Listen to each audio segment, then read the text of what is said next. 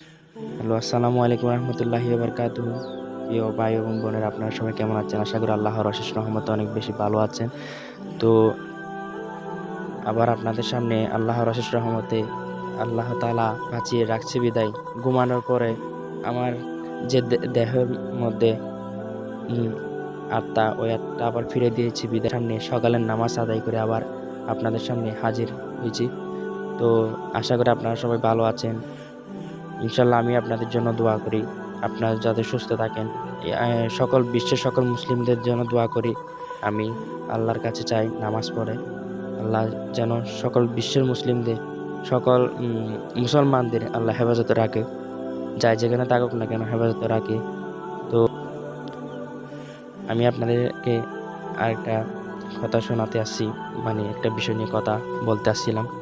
তো এই কথাটা হচ্ছে, মনে করেন অনেকে আছে যে রাতের বেলা ঘুমানোর সময়, অথবা ধরেন আপনি বিকালবেলা যে কোনো এক সময় ঘুমাইছেন, ঘুমানোর মানে একটু একটু ঘুম আসতেছে, ওই অবস্থায় দেখবেন যে অনেক রোগ আছে যাদেরকে বোবাই ধরে। তো বোবা জিনিসটা আসলে অনেকে হয়তো জানেন না, আজকে প্রথম শুনতেছেন, অনেকে হয়তো আগে থেকে জানেন। তো বোবাই ধরাতে এই জিনিসটা আসলে ধরতে গেলে একদিক দিয়ে মারাত্মক জিনিস, কারণ এটা হচ্ছে এমনভাবে ধরে, এটা একটা মানে আপনার মনে করেন জিন জাতির মতো। তো ওই জিনদের যে আমাদের মনে করেন ছোট ভাই বোন আছে, ওদেরও সেম এরকম থাকে। তো এই জিন জাতির মতো উম, তো ওনারা হয়তো একটু দুষ্টমি করে, যেমন কি আমাদের ছোট ভাই বোনরা যেরকম দুষ্টমি করে, ওনারাও সেম এরকম মানে দুষ্টমি করে। তো মানুষের উপর মানে মানুষ ঘুমানোর অবস্থায় মানুষকে ডিস্টার্ব করে আর কি। কিন্তু ওরা মানে হাজার চাইলে মানুষকে মারতে পারে না, কারণ আল্লাহ তাআলা ওদেরকে মানে এরকম ক্ষমতা দেয় নাই, সেজন্য। তো যেমন ওনারা মানুষকে ধরে, মানে ধরতে পারে, ধরে মানুষকে পুরাপুরি প্যারালাইসিস রোগীর মতো বানাই ফেলে, তেমন ওনাদের থেকে বাঁচার আল্লাহ তাআলা উপায় দিছে। তো এই উপায়টা হচ্ছে আমি আপনাদেরকে এখন বলে দিব। তো উপায়টা হচ্ছে, আপনারা কি করবেন যে রাতে অথবা যখন ঘুমাবেন, বেশিরভাগ রাতেই করে ডিস্টার্ব। ঘুমানোর সময় প্রথমত আগে উজু বানিয়ে নেবেন। উজু করার পর উম, উজু করার পর কিছুক্ষণ আপনার হাতে তো মোবাইল আছে, মনে করেন এই মোবাইলটা দিয়ে কিছুক্ষণ কোরআন তেলাওয়াত শুনবেন। শোনার পরে তার আগে আয়াতুল কুরসি পড়বেন। আয়াতুল কুরসি পরে তারপর সূরা ইখলাস পড়বেন 3 বার। তারপর দুরূদ শরীফ পড়বেন। আরও অন্যান্য সূরা নাস আছে, সূরা ফালাক আছে, অন্যান্য সূরাগুলো মানে পড়বেন। পরে বেশিরভাগ আয়াতুল কুরসিতে অত্যন্ত প্রয়োজন এখানে। আয়াতুল কুরসির এখানে মানে অত্যন্ত প্রয়োজন, এবং এটা পাওয়ারও বেশি। এটা পড়লে আমাকে যখন ধরে, আমি এটা মনে মনে আপনাকে ধরবে যে আপনার, তখন মাইন্ডে ওটা মানে চলে আসবে যে আপনাকে বুবাই ধরছে যেটা। বা অনেকে জানেন না আপনারা, অনেকে জানেন না যে বুবাই মানে আপনাকে কিসে ধরছে আপনি বুঝতে পারতেছেন না।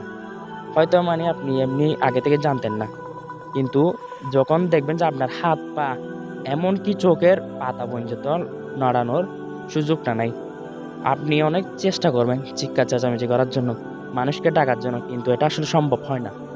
তো সম্ভব হয় না কারণ এটা আপনাকে পুরো একটা প্যারালাইসিস লুগির চেয়ে আরো অদম বানাই ফেলবে, আপনার একদম আওয়াজ খেয়ে ফেলবে।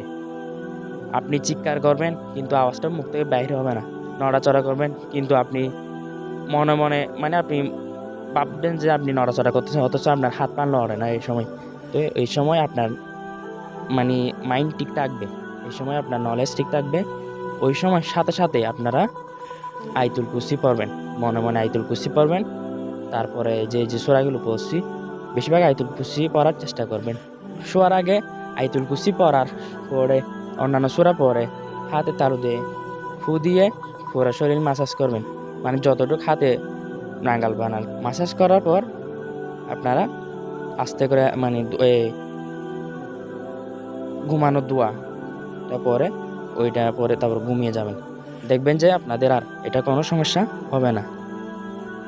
আর আরেকটা কথা হচ্ছে, সমস্যা তখনই বেশি করবে যখন আপনি ঘুমানোর সময় খারাপ কাজ করবেন, মানে ঘুমানোর আগে খারাপ কাজ করে ঘুমাইলে, অথবা খারাপ কিছু ভিডিও দেখছেন, তখন তখন কিন্তু আপনাকে আবার দোয়া দরুদ পরে ঘুমাইলেও আপনাকে কি ওইটা কাজ করবে না, কারণ আপনি খারাপ কাজ করে ঘুমাইছেন যে। এটাতে আল্লাহ তাআলা সাপোর্ট দেবে না আপনাকে। এটা বুঝে নিয়েন একটু। খারাপ কাজ করে ঘুমাইছেন, সেজন্য আপনাকে আল্লাহ তাআলা কি করছে? সাপোর্ট দিবে না, আপনাকে বুবাইতেছে, সেটাতে আপনাকে সাপোর্ট দিবে না। কিন্তু যখন আপনি কোনো খারাপ কাজ করেন না, অটোমেটিকলি আপনাকে এসে ডিস্টার্ব করে। ওই সময় পড়লে দেখবেন যে ইনশাল্লাহ আপনাকে ছেড়ে দিবে সাথে সাথে। অথবা ওই যে দোয়াগুলোর কথা বলছি, ওইগুলো যদি আপনি আগে থেকে পড়ে নিজের শরীর বন্দি করে রাখেন, শরীর বন্দি বলতে বোঝাইছি মানে কোনো খারাপ কিছু আপনার উপর আসর করতে না পারে, সেরকম বন্দি করে রাখেন, তাহলে ওনারা এসে আপনার উপর আর কোনো আসর করতে পারবে না। আবার আপনাকে ওনারা মেরে ফেলতে পারবে না, মারবে না, ওনারা এমনি দুষ্টমি করবে যে কিছুক্ষণ পর ছেড়ে দিবে। এ ধরেন 6 মিনিট 6 সেকেন্ড 10 সেকেন্ড মতো ধরবে, কিন্তু ওই 6 সেকেন্ড 10 সেকেন্ডটা হয়তো এমনি মুখের কথা বলতেছি যে এটা যখন ধরে লাগবে যে আপনার প্রায় 1 বছর পাড়িয়ে গেছে, এই জিনিসটা আপনাকে ধরছে যে মানে এত যে মারাত্মক জিনিস এটা। যাকে ধরছে ধরছে, যাকে ধরে নাই আপনারা, তারপরে যাকে ধরে নাই আপনারাও যে দোয়াগুলো বলছি এগুলো পরে ঘুমানোর চেষ্টা করবেন, আর কোনো খারাপ কিছু আসর করবে না। আর ঘুমানোর সময় হাফ প্যান্ট হাঁটুর উপরে হাফ প্যান্ট পরে ঘুমাবেন না। এই শরীরের মধ্যে কাপড় রাখবেন। অনেক আছে একদম গেঞ্জি খুলে ফেলে, তো আপনারা ওইভাবে ঘুমাবেন না। যদিও মনে করেন ওইভাবে ঘুমানোর অভ্যাস হয়ে গেছে, তাহলে উপরে মানে গায়ের উপর একটা চাদর দিয়ে ঘুমানোর চেষ্টা করবেন। তো আরেকটা কথা হচ্ছে এইগুলো পড়ার আরেকটা ফজিলত আছে, আপনাকে শয়তানে কোনো খারাপ স্বপ্ন দেখাতে পারবে না। আপনি হয়তো দেখতেছেন এমনি, মনে করেন আপনি দেখতেছেন অনেক বড় একটা পাহাড় থেকে পড়ে যাচ্ছেন, স্বপ্নে দেখতেছেন যে আকাশে সাইকেল চালাচ্ছেন। অনেকে দেখেছে কি অনেক বড় একটা নদীতে সে সাঁতার কাটতেছে, যেটা তার দ্বারা সম্ভব নয়। এইসব মানে যেগুলো আবার অনেকে মানে খারাপ দেখতেছেন, এসব দূর হয়ে যাবে আপনাদের। মানে যদি আমি যে কথাগুলো বলছি, যে দোয়াগুলো পড়ছি, এই দোয়াগুলো যদি পরে ঘুমান, তাহলে ইনশাল্লাহ এসব দূর হয়ে যাবে। শয়তান আপনাকে আর ডিস্টার্ব করতে পারবে না ঘুমের মধ্যে। সকালে নামাজ পড়তে উঠে যেতে পারবেন ঠিক সময়ে, যদি আপনি এই মানে আগে যে ভিডিওতে বলছিলাম ওই রুলসগুলো মেনে করেন, সকালে নামাজটা আপনার আদায় হবে। চেষ্টা করবেন ভাই। চেষ্টায় হচ্ছে দুঃখ কণ্ড। চেষ্টা করলে ইনশাল্লাহ পারবেন।